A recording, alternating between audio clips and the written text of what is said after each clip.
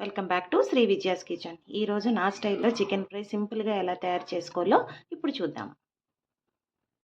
ముందుగా చికెన్ బాగా క్లీన్ చేసుకుని వాష్ చేసుకున్న తర్వాత దాంట్లో అల్లం వెల్లుల్లి పేస్టు, అలాగే పసుపు, కొద్దిగా ఆయిల్ ఇవన్నీ వేసి బాగా మిక్స్ చేసుకొని దీంట్లో ఉన్న వాటర్ అంతా పోయేదాకా మనం కుక్ చేసుకుందాం.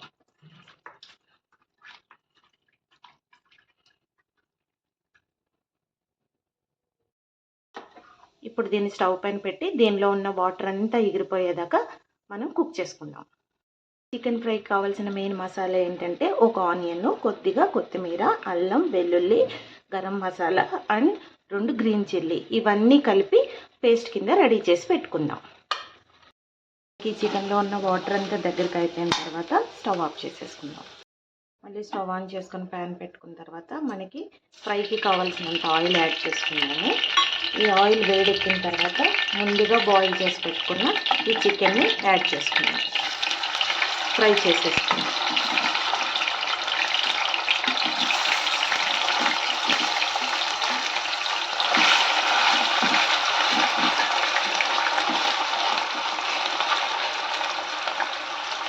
ఈ చికెన్ అంతా ఇలా ఫ్రై అయిపోయిన తర్వాత ముందుగా రెడీ చేసి పెట్టుకున్న ఈ మసాలా పేస్ట్ని దీంట్లో యాడ్ చేసేసుకుందాం.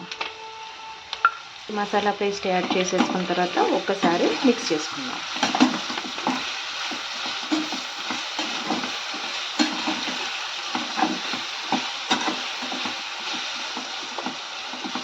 దీన్ని లిడ్ క్లోజ్ చేసి ఒక 5 మినిట్స్ ఫ్రై అవనిద్దాం.